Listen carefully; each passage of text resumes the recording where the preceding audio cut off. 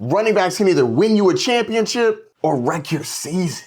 Today we go over my top 40 PPR running backs by tiers. This year I'll be using my custom grading system to break it all down for you. I grade these players A+ through F so you can immediately see what players are good at and what they're bad at a glance. And 9 of these players came out completely different based on where they fell in these grades and how I'll be drafting them this year. One of my top 5 running backs is rated as a D for yards after attempt. And one of the guys in my top 12 doesn't have an A across the board from last year. Let's see why I still grade him pretty high. Without further ado, let's get it started. In tier 1 we have Bijan Robinson and Jahmyr Gibbs. These two are this year's running back locks. You can't go wrong either way. They are cornerstone pieces for your team. 2 elite running backs that had backups leave town. On the Bijan Robinson side, you're looking at volume and elusive talent. Jeffrey, bring up the grades, please. Yes, sir. Bijan is incredibly elusive, making people miss tackles left and right. A+ in missed tackles forced after a reception, after a carry. Doesn't matter, you get the ball in this man's hands and he's making somebody miss. Yards after contact, A+. Elusive rating, A+. If we look at his season totals, A in opportunity, A in total touches. With Tyler Algier out of town, those are gonna go up. I love the yards though. A+ in yards. He had the most total yards in the last 6 seasons. 2,298. The man gets it done, both in the air and on the ground. Lack a little bit in this touchdown department though. We're gonna need that to go up. Touchdowns aren't really a sticky stat though. But speaking of touchdowns, Jahmyr Gibbs dominates the touchdown game. Got him at an A+ in total touchdowns. The man had 18 last year. 5.0 yards per carry. He's not as elusive as Bijan. There's a couple A- and B's mixed in there. But he's incredible with the breakaway. The man's got breakaway speed. He's on a great offense.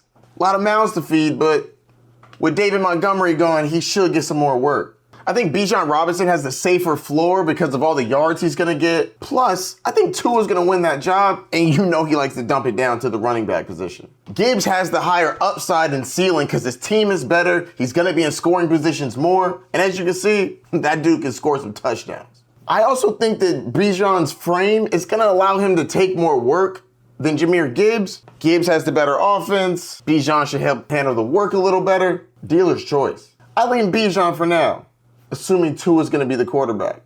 That's going to be a lot of receptions. This one can go either way. There's really no wrong answer here. It's a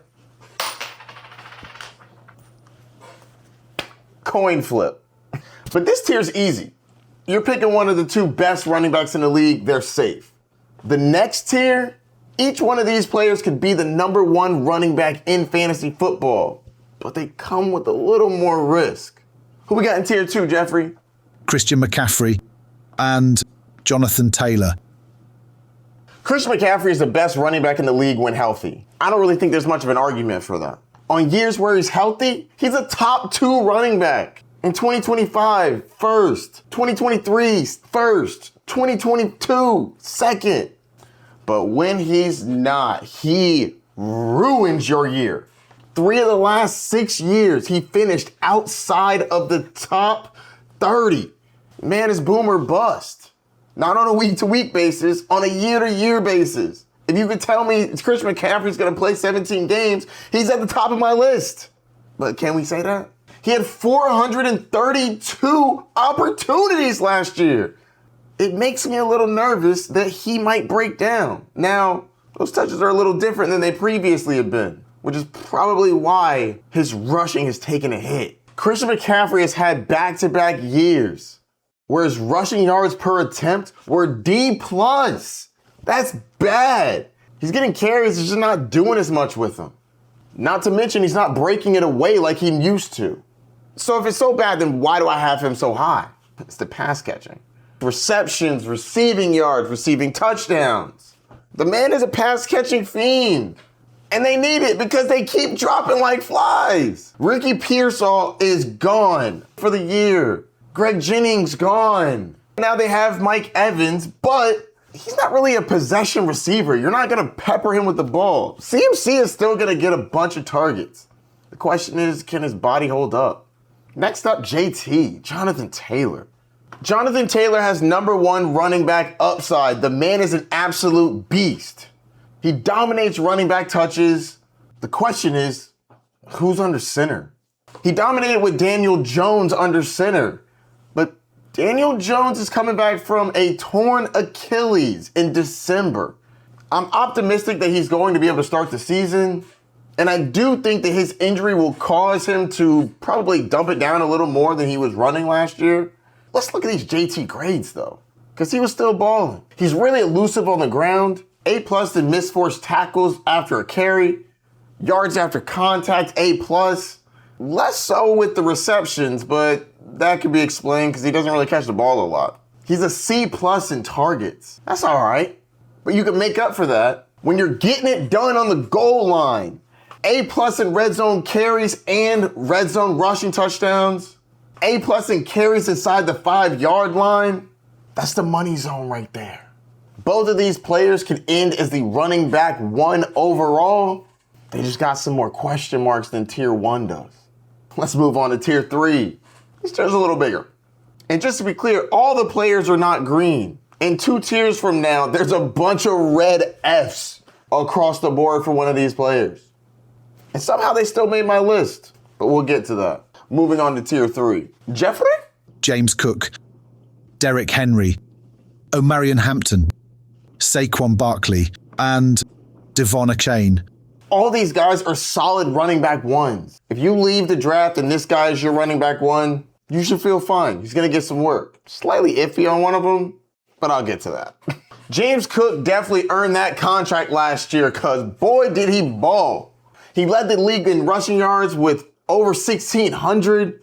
And he wasn't splitting work with Ray Davis and the other running back like people thought he would. He had 74% of the running back carries and 80% of the running back touchdowns. That gives him an A- in both. That's good.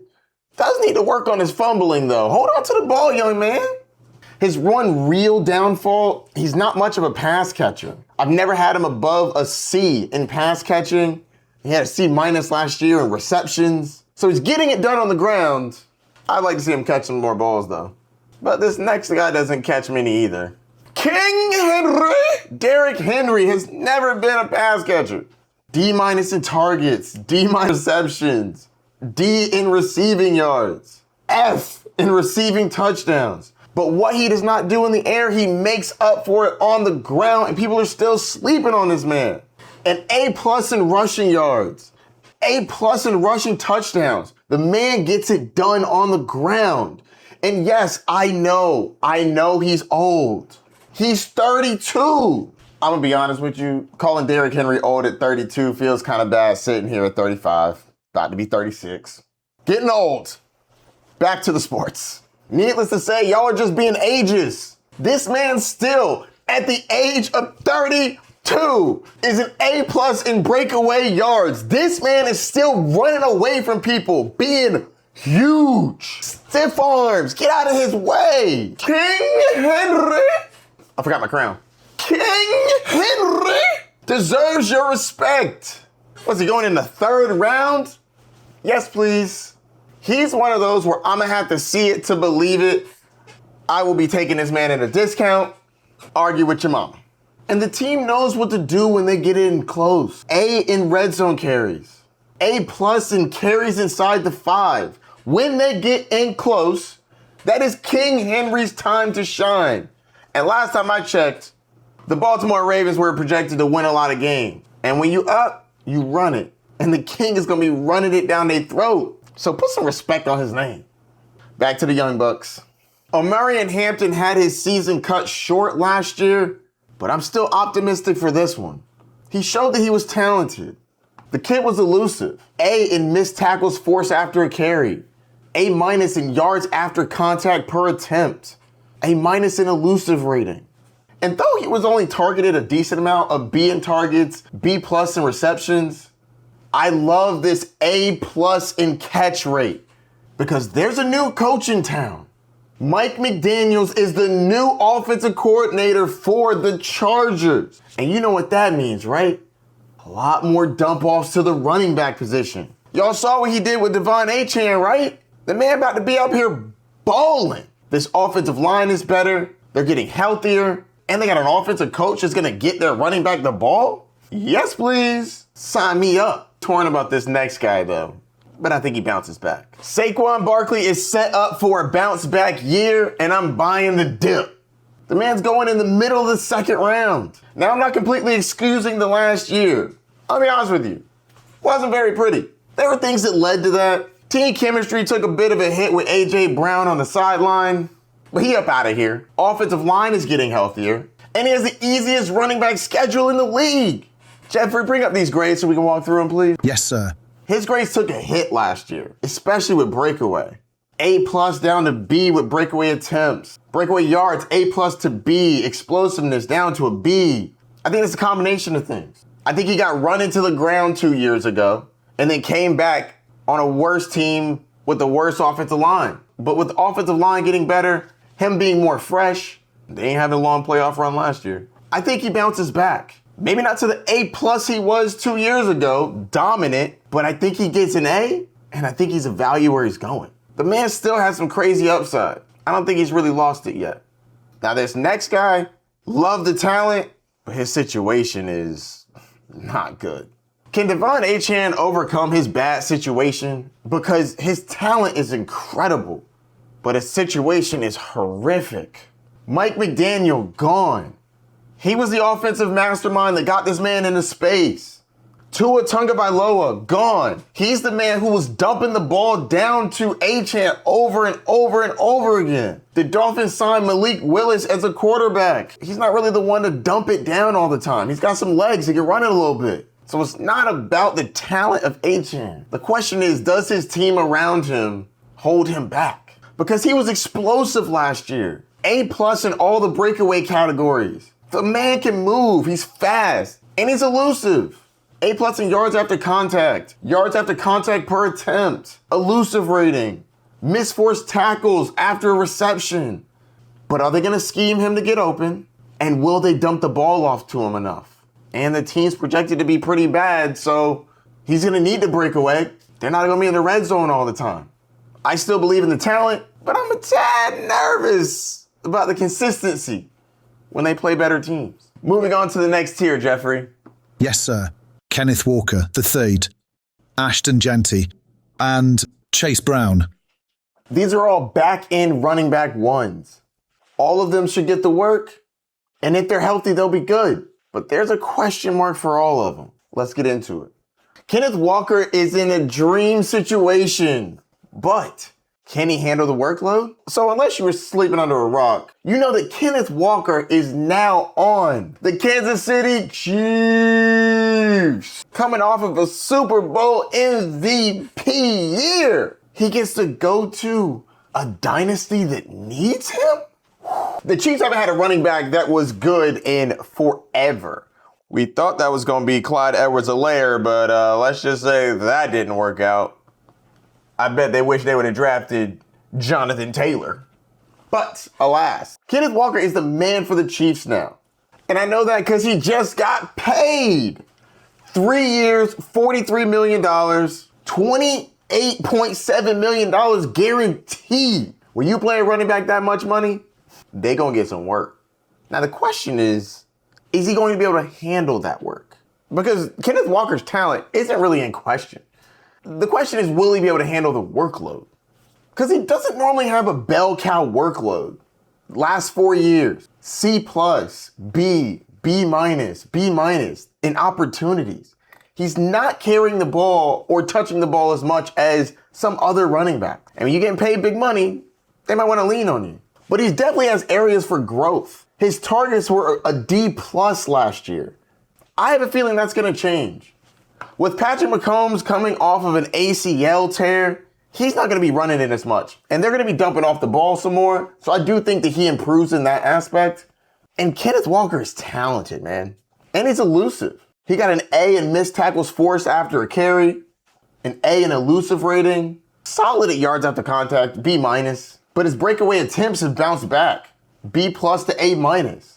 Now just imagine that with the Kansas City Chiefs. Eric Bieniemy is back at OC. I definitely think that's going to help the offense as well. He had 10 runs last year of 20 or more yards.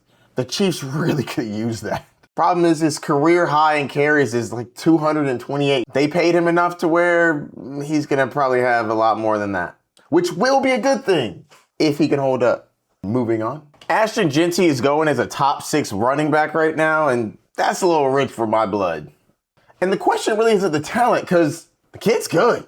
He got an A in both missed tackles forced after reception and after a carry. So he's making people miss. And he kind of had to because the offensive line was not good. The rest of his numbers were a little disappointing. His breakaway numbers are sitting in the D range. Now, not all of that is on him. The team was bad, and he did the best he could with what he had.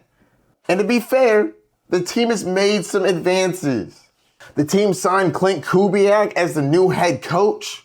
I'd say he did pretty well with the Seattle Seahawks. So I do think that this run game is going to see improvements. They've helped build up their offensive line. I do think it's going to be interesting with the quarterback situation. It's going to be a combination of Kirk Cousins and Fernando Mendoza. I think Kirk Cousins plays for probably about half the year, if not a little bit more. Depends on how loud the crowd gets. But he'll probably dump the ball off to Ashton Jeanty, which will help his fantasy value. Ashton Jeanty is a talented running back, just don't love his situation. Unlike this next guy. Chase Brown's value comes down to whether or not Joe Burrow is or is not on the field. Because when Joe Burrow is there, the man balls out. When he's not there, that offense struggles. I really like how involved he is in the passing game. A- in targets, A- in receptions, A in receiving touchdowns. He doesn't really get a lot of work on the goal line though. B- in carries inside the 5. C+ in touchdowns inside the 5. And he's not really breaking long runs. Breakaway attempts at C.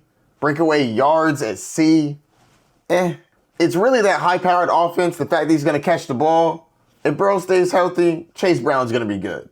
If he's not, it was rough for a few of those weeks last year. A lot of people forget, but it was kind of rough. Weeks 1 through 6 were terrible. Let's just hope Joe Burrow stays healthy this time. Moving on to the next tier. Josh Jacobs, and Jeremiyah Love. This tier is the high-end running back 2s. They both have upside, but question marks that leave them out of my top 12. Josh Jacobs is a great touchdown scorer. He's just not very efficient. A+ in rushing touchdowns, but a D+ in rushing yards per attempt. Well, the rushing touchdowns make sense because when they get in close, it's Josh Jacobs time. A in red zone carries, A+ in red zone rushing touchdowns. And when they're 5 yards and in, oh, he getting the ball. A+ in carries inside the 5-yard line. That's what you want to see. So Josh Jacobs is a fantastic runner. An average pass catcher, sees across the board in targets, receptions, receiving yards. He does have an extra risk that comes with him. He's dealing with a legal matter that could possibly cause him to get a suspension. I'm not sure whether or not we have consequences from that. But that is an unknown that could affect his availability this season. We'll just have to keep our eyes on that one. And in regards to Jeremiyah Love, when you're drafted as the number 3 pick overall, I expect that they're going to use him. The problem is they're a bad team. There's other mouths to feed. James Conner's still there, coming off of an injury, but the team loves him, so he'll still get some work. They signed Tyler Algier, who did his best to take work away from Bijan Robinson, and he's a rookie. But he was an incredible rookie. Unanimous All-American. Rushed for 6.7 yards per carry in college over his whole career. It's just a tough landing spot. But when you draft a player that high, that means they're getting paid pretty well. I mean, he might be one of the highest paid running backs in the league, getting drafted 3rd. So they're going to utilize him, but he's on a bad offense and it's crowded. So kid's got upside, but he also could be sharing it. Towards the end of the year, I think it picks up because they need to see what the kid's got, regardless of their record.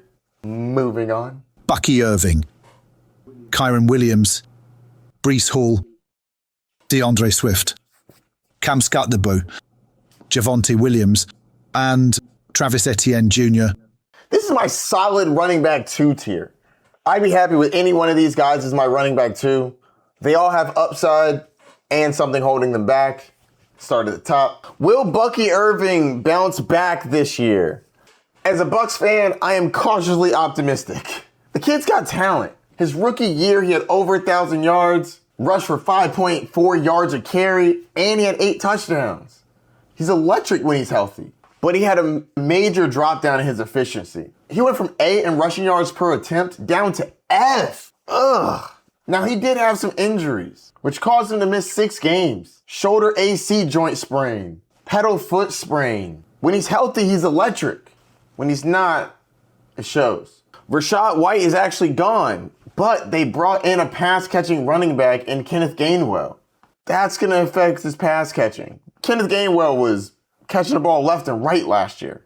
Now, it was Aaron Rodgers throwing it to him, but still, that's work that he's not going to have. I still think that Bucky Irving is going to lead this backfield, but some of that pass-catching work isn't going to go to him, and I'm curious to see how much of his role he loses to Kenneth Gainwell.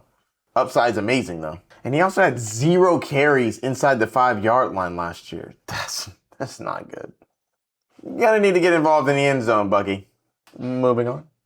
Every year they say Kyren Williams is going to be splitting work with Blake Corum. Is it actually going to happen this year? Did it already start?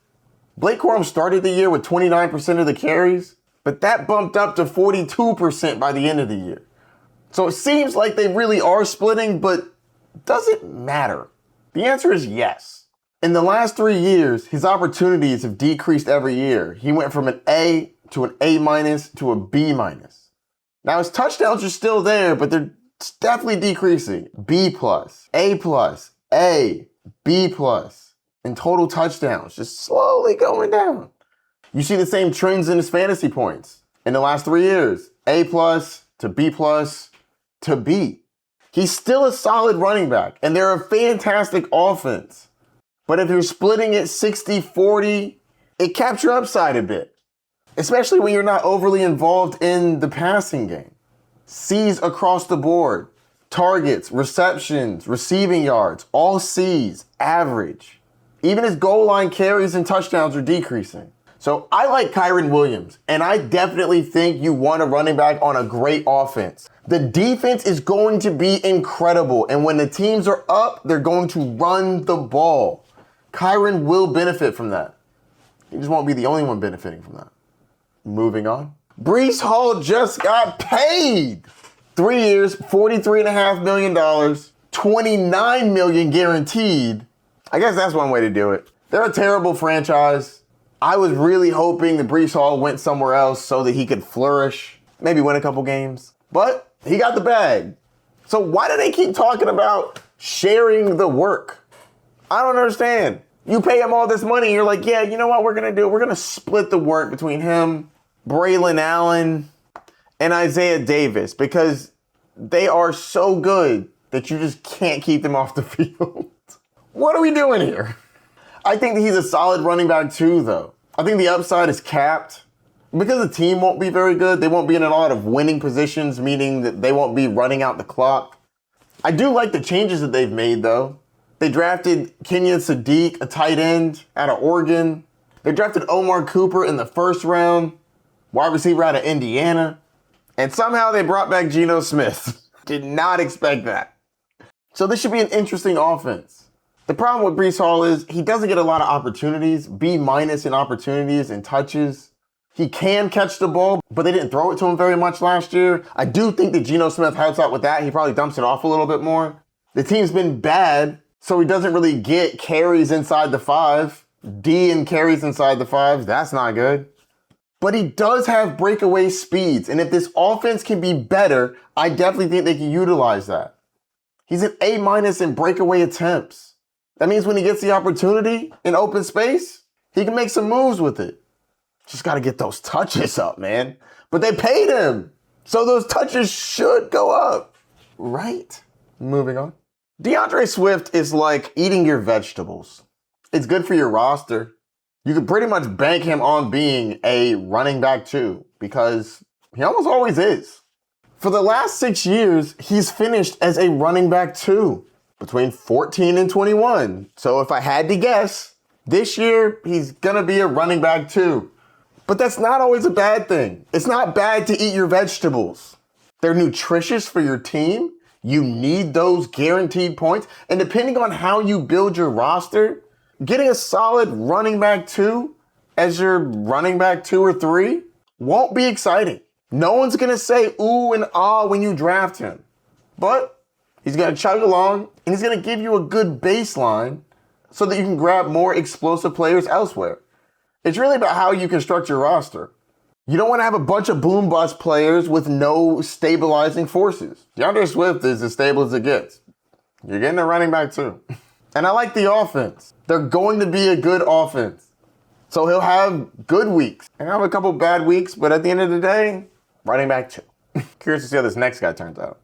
Will Cam Skattebo bounce back from that awful ankle dislocation? Oh man, I remember watching this happen and I was so sad because he is so fun to watch. He gives the people what they want, but he's coming off a bad injury. It was bad, like cut away from the TV kind of bad. But he was good while he played.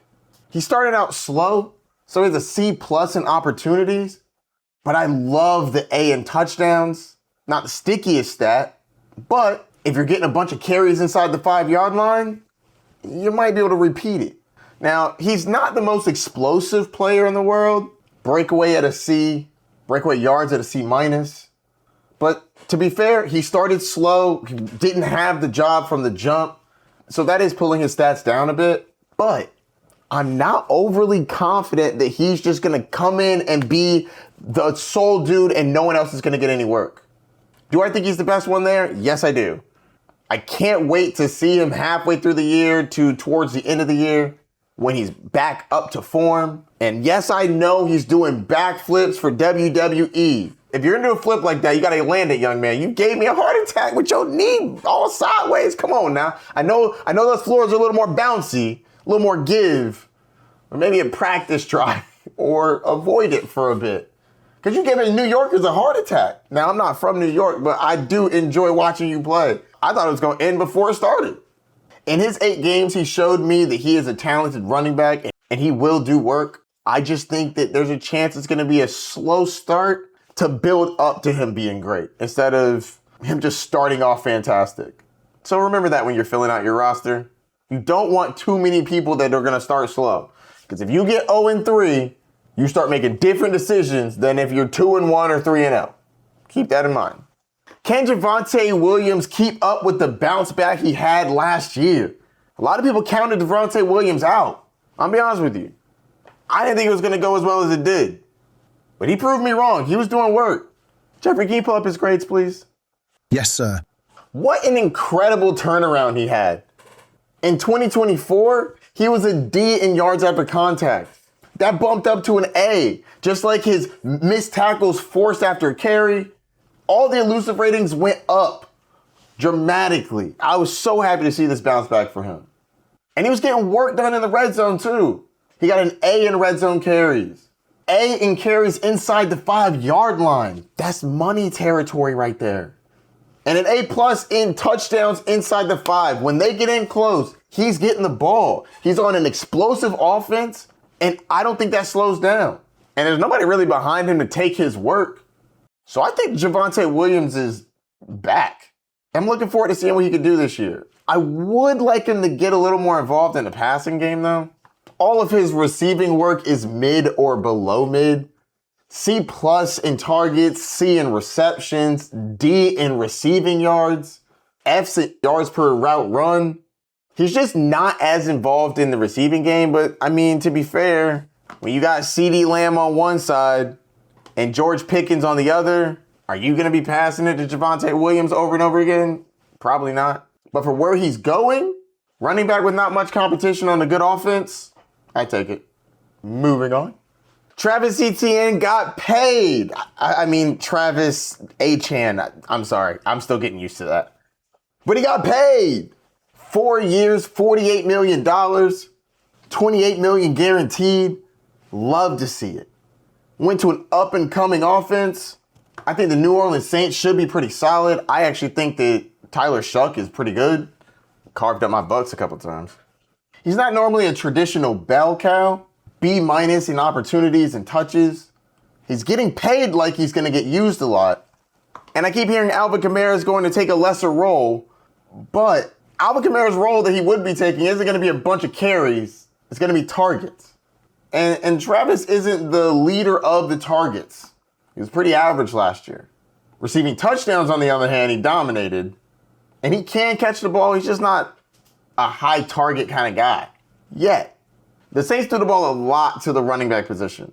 And if Alvin Kamara is washed, like some people are saying, some of those targets could go his way, which would help his fantasy value. I'm cautiously optimistic that Travis will do work. I like Kellen Moore as a head coach. I think he's going to get him used in some creative ways. And though Kamara may cap his upside in the receiving game, I do think he should still be a solid running back too. Moving on to the next tier. TreVeyon Henderson, Quinshon Judkins, Bhayshul Tuten, David Montgomery, Jaylen Warren, Chuba Hubbard. These running backs are upside swings. They're all around the flex spot, but if things break the right way, they could be running back twos, starting at the top. TreVeyon Henderson is an explosive running back, but it's not all his backfield. The team still loves Rhamondre Stevenson. He's going to get work. No matter how many times y'all say he's not going to get work, he's getting work. He has to work on holding onto the ball, but they will be splitting. And the fact that TreVeyon Henderson is more talented is important, but if you can't pass block and protect your young quarterback, you're not going to be on the field all the time. I love the talent, the 5.1 yards per carry. He's got breakout potential if he had the role all to himself. I still think they split it though. How high are you drafting TreVeyon Henderson? Right now he's in the 4th round. A little rich for my blood. Quinshon Judkins had a brutal injury to end his year last year. Pedal ankle dislocation. That was another bad injury to watch live. He looks like he's going to be able to bounce back, but again, when these running backs come off of these gruesome injuries, I like to pump the brakes a little bit on how fast they're going to be back and back to full health. Yeah, I can see him running in practice, but it's a little different when you're in game speed, juking, and trusting your body to do what you want it to do. I also want to see him get more involved in the passing game. C- across the board, except for receiving touchdowns where he's an F. A running back on a bad offense that doesn't catch the ball with questionable quarterback play, coming off of a bad injury, volume and talent can only go so far. But I think in the back half of the year, it's going to be better than the front half of the year. Hopefully the quarterback situation has been decided. He gets back closer to health. And hopefully he can get back to this A- in yards after contact. Because that's really good for a rookie. I'll be watching him during camp and in the preseason to see how he moves. But I'm cautiously optimistic that he gets back to health. Just don't think it starts off fast. Bhayshul Tuten has an incredible opportunity in this offense to take the reins and run with it. The Jacksonville Jaguars were really good last year. They will need a running back to fill the void that Travis Etienne Jr. has left. I don't know if you know this, but with Etienne Jr. gone, he's leaving 307 opportunities. That's a big void for somebody to fill. I'm hearing positive things out of the head coach about him, but you kind of expect that. It's better than bad things, right? I do think that he'll be splitting some work, but I'm going to be watching during training camp to see who's getting the work, if I hear anything about the splits. I feel like the Tuten grab is more of a leap of faith to me because his grades don't scream that he's amazing, but it's hard to grade somebody that wasn't very involved. Starter's gone. He may get the work. He's more of a wait and see for me. David Montgomery left Detroit and is now the lead dog for the Houston Texans. I think this is going to be really good for him and his fantasy value. And honestly, I don't blame him a lot for losing some of the work last year. When you have a running back like Jahmyr Gibbs, you are going to slowly lose work as that person ascends to their greatness. That doesn't mean David Montgomery sucks. He's just not Jahmyr Gibbs. And that's nothing to be ashamed of. What is he, like 29? I still think there's some pep in his step. I think he should be pretty good. The offense wasn't great last year, but the defense was incredible. And that defense should keep them competitive in games. And if they're up, they'll be running out the clock. And David Montgomery can do that. He's a bruiser. He's quicker than some people think he is. He's got some competition in Woody Marks, but I think that David Montgomery is going to get a majority of the role. But the question is how much? Is it a 50-50, 60-40, 70-30? I think it's somewhere around the 60-40 range. And if the offense bounces back and the defense is incredible, I can see those touchdowns being pretty decent. Last year, we saw a big drop-off in red zone carries from A to C+. You see something similar too when you go to end zone. 5 yards and in, went from A to B. But with him going back to being the guy, I think that bounces up. Now, David Montgomery is not the most explosive player in the world, and he really never has been. His breakaway attempts have always been in the C-D range, same with the breakaway yards. So you're not going to get those home run hits. And since he's been in Detroit, he hasn't really been involved in the passing game. Back when he was in Chicago, he did it a bit in 2020, 2021, but that was a long time ago.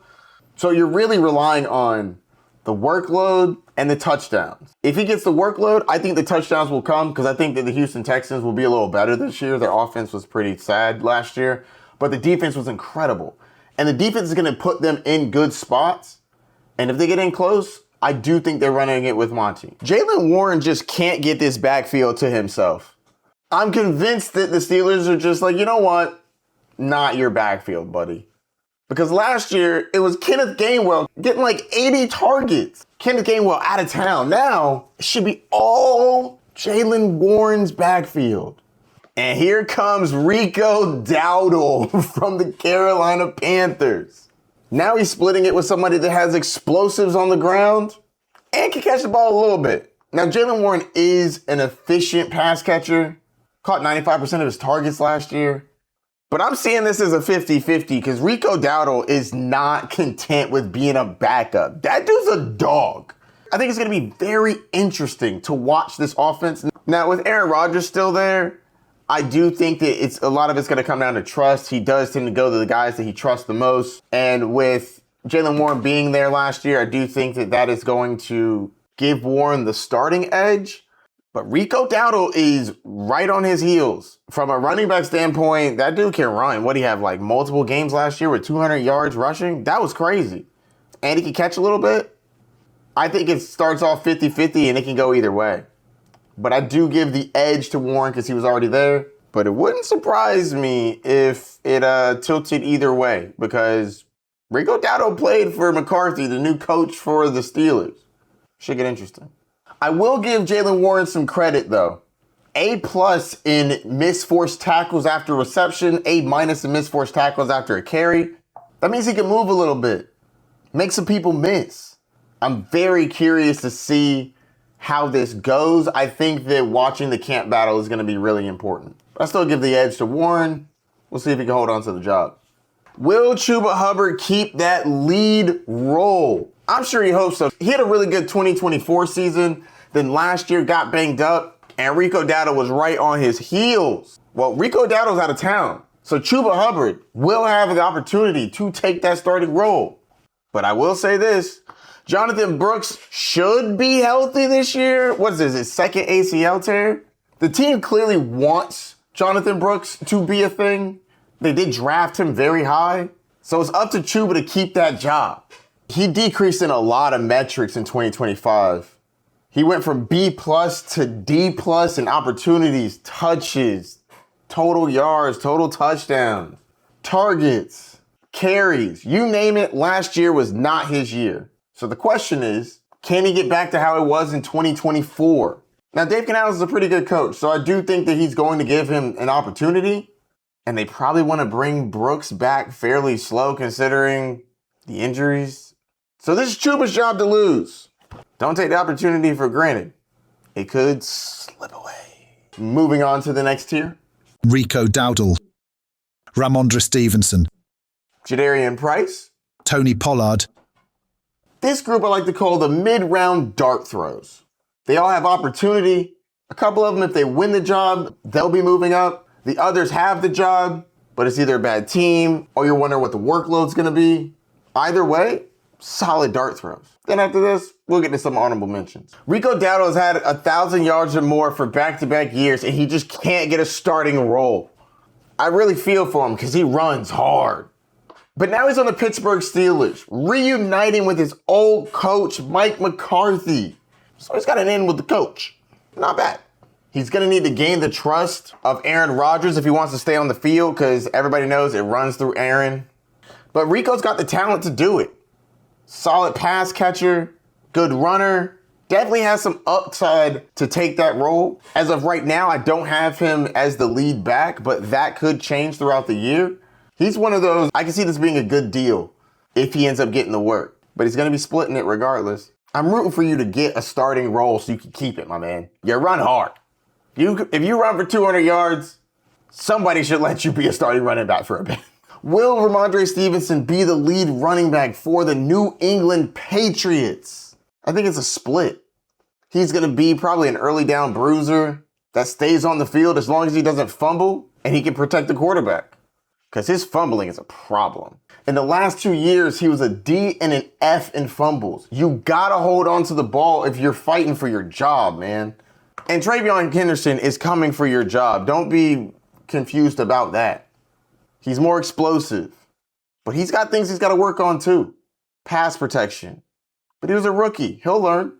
The only stats that Stevenson have that are not solid to decent: yards after contact per attempt, A+. Love to see that. And his elusive rating, A+.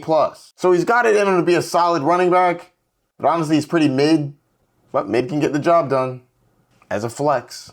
Moving on. Jadarian Price is presumably the running back 1 on the Super Bowl champion Seattle Seahawks. Drafted at the end of the first round.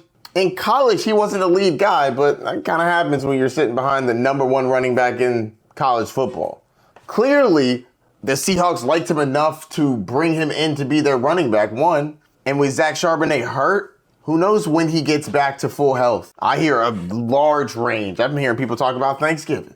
I have no idea when he gets back, but I know he's not going to be 100% when he does get back for a while. So this is a good opportunity for Price to come in and put a stamp on it. Now, he didn't have a bell cow role in college. This role is increasingly looking like a bell cow kind of role. Can his body hold up to that? Only time will tell on that one. But I loved his 6 yards per carry in college. See what he can do in the pros. I think he's a solid dart throw. As draft season goes on, I can see this one going up. Tony Pollard is a mid running back on a below average team, but he's still a starter. I don't think he has a lot of upside, but I will say, I think this offense gets better. Cam Ward showed some improvement. They just drafted a wide receiver, Carnell Tate, in the top 5 of the NFL draft. They also drafted a running back, Nicholas Singletary, in the 5th round. You should be able to fight off a 5th rounder. If this team gets better, Pollard has a shot to be solid. Wouldn't count on him, though. Honorable mentions: RJ Harvey, Kyle Monangai, Kenneth Gainwell. Wow, that picture's old. Rachaad White, Blake Corum, Jordan Mason, Jacory Croskey-Merritt, also known as Bill. J.K. Dobbins, Alvin Kamara. These are all running backs I think move around a lot during the draft season. RJ Harvey is a solid receiving back, but there's a decent amount of competition there. I don't think he has a very long leash, and J.K. Dobbins is on his heels, and they drafted somebody. Kyle Monangai is a backup running back on a very good offense. I can see him getting worked in more. Kenneth Gainwell is a great pass-catching running back. Him being on the Tampa Bay Buccaneers is definitely going to be interesting, especially considering Bucky Irving is there, and he should have the pass-catching role. With Kenneth Gainwell there, that's going to be a split. I'm more curious to see how that affects Bucky Irving. I don't think that Kenneth Gainwell will be an elite player by any means, but I could definitely see him having some useful weeks, depending on the matchup, depending on the role, and depending on Bucky's health. Rachaad White is a solid pass-catching running back on Washington who kind of need that. Bill's still getting in onto his own. Austin Eckler is aging out of the league, which is sad because I actually really liked Austin Eckler. But he's one of the ones I'm watching during camp. Might as well talk about Bill, Jacory Croskey-Merritt. They'll be dueling it out to see who gets the lead role. I think they're going to split it in an offense that could be good, assuming they got people to bounce back. They definitely need Jaden Daniels to stay healthy if this offense is going to be anything.